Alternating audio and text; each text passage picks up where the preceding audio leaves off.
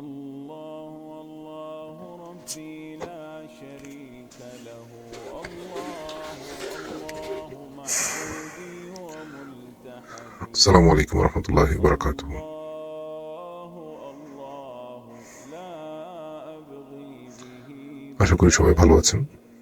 الله الله আশা করি সবাই مقصودي সুস্থ আছেন, যে যেখানে থাকুন না কেন।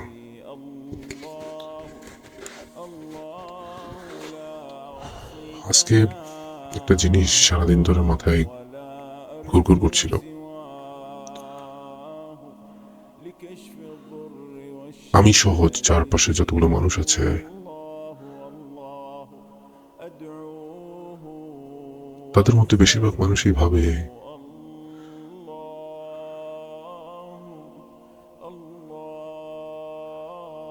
দুনিয়াটা সাময়িক, খাও দাও ফুর্তি করো, দুনিয়াটা মস্ত বড়।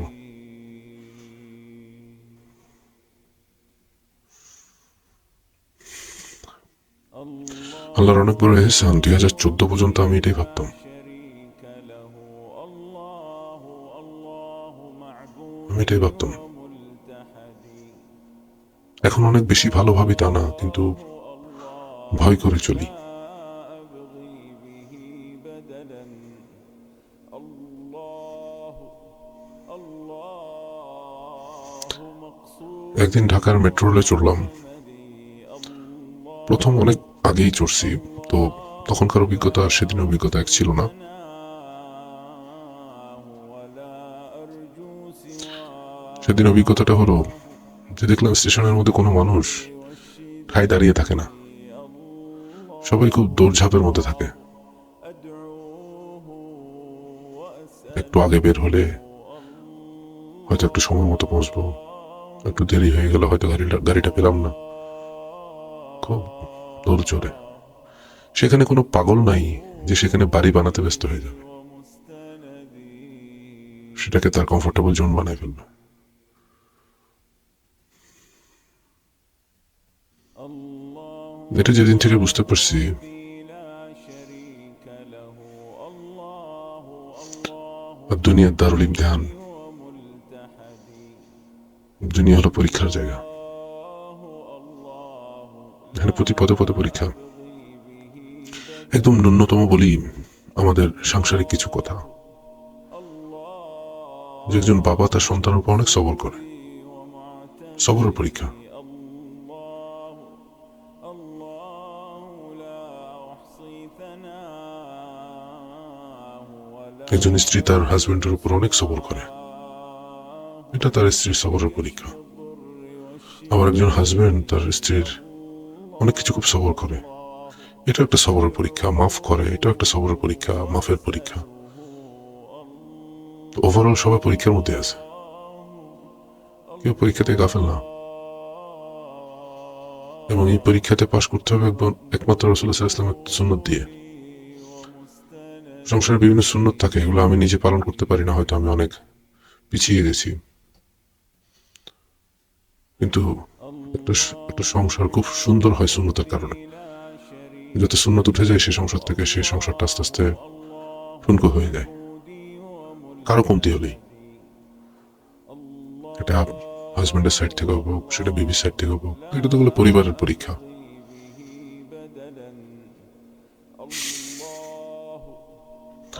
আসলে এসব কথাগুলো আমি অনলাইনে এসে বলার মাকসাদ হলো, আমাদের চোখের সামনে এগুলো সবসময় হয়, কিন্তু আমরা চোখ তুলে তাকাই না। আমরা আমাদের এত বেশি অন্য বস্ত্র বাসস্থান শিক্ষা চিকিৎসাতে জর্জরিত, ভাবলেও হয়তো বলা হয় না, আর কেউ বললেও হয়তো আমরা বুঝি না।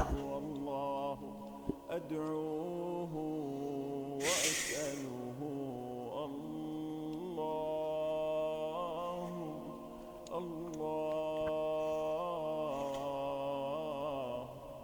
مأمولي ومستندي আমরা সবাই খুব শিক্ষিত, আমরা সবাই খুব বড় বড় স্কুল পড়ুয়া, বড় বড় কলেজ পড়ুয়া, বড় বড় মাদ্রাসা পড়ুয়া।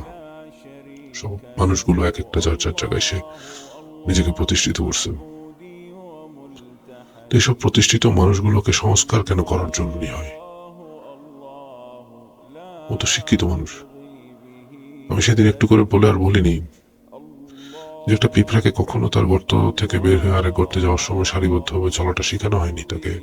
সে সে শিক্ষিত পয়দা হয়।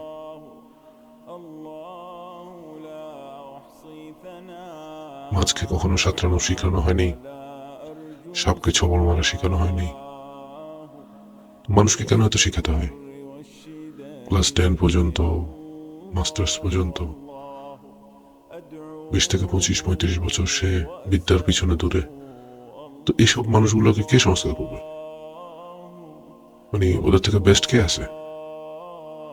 তারপরে তো অশান্তি সংস্কৃত মানুষগুলো। তো এটাই আমি আমার কথা দ্বারা বলতে চাই, যখন কোনো সম্পর্ক, কোনো চরিত্র থেকে, কোনো জীবন থেকে সুন্নত উঠে যাবে, কথা বলা সুন্নত, চলা সুন্নত, বলা সুন্নত, সাংসারিক সুন্নত, সামাজিক সুন্নত, রাষ্ট্রীয় সুন্নত, তখন ওই ওই ব্যক্তি কিংবা ওই সমাজ কখনো সুখী হতে পারবে না। হোক সেটা কোন একটা কাফের মুশরিকের সাথে আপনার চলা চরিত্রের সুন্নত, হোক সেটা আরেকটা মুসলমানের সাথে আপনার আচার আচরণের সুন্নত। আসলে এসব কথাগুলো আমি বলি এখানে বেশিরভাগই, যদি আপনি বুঝতে চান তাহলে হয়তো কোরআন সুন্নাহর কথা পাবেন, কিন্তু এক্সট্রা করে কোরআন সুন্নাহর কোনো কোট আমি করি না, কেননা আমি আলেম না, এবং আলেম আমাদের যে এলেম অনুযায়ী কথা বলা সেটা হয়তো আমার নেই। কিন্তু তারপর আমি এটা বলবো যে যতটুকু আমি বুঝি তার থেকে আমি কথা বলি, এবং যতটুকু আমি তাহাকিক করছি।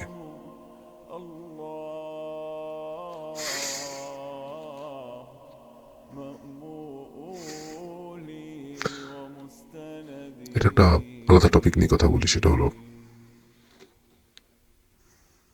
দুনিয়ার সবচেয়ে সুন্দর সম্পর্ক হলো যে হাজব্যান্ড ওয়াইফের, আর শয়তানের সবচেয়ে বেশি অসওয়াসা কাজ করে এই সম্পর্কটার উপরে।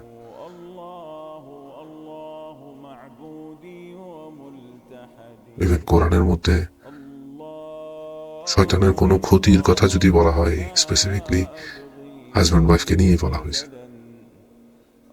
হাদিস আছে হাজব্যান্ড ওয়াইফের সম্পর্ককে নষ্ট করার জন্য শয়তান কিভাবে প্ররোচনা দেয়, কত সূরতে। এবং জাদুর কথা বলা হয়েছে, হাজব্যান্ড ওয়াইফের সম্পর্ককে ছেদ করার জন্য জাদু করা হয়। এই সম্পর্কগুলোকে নিয়ে ইনশাআল্লাহ একদিন কথা বলবো। আশা করি আপনারা আমাকে লিখে পাঠাবেন আদৌ কি আমি এই টপিকটা নিয়ে ভিডিও করবো কিনা। আসসালামু আলাইকুম রহমতুল্লাহি ওয়া বারাকাতুহু। সবাই ভালো থাকবেন, সুস্থ থাকবেন।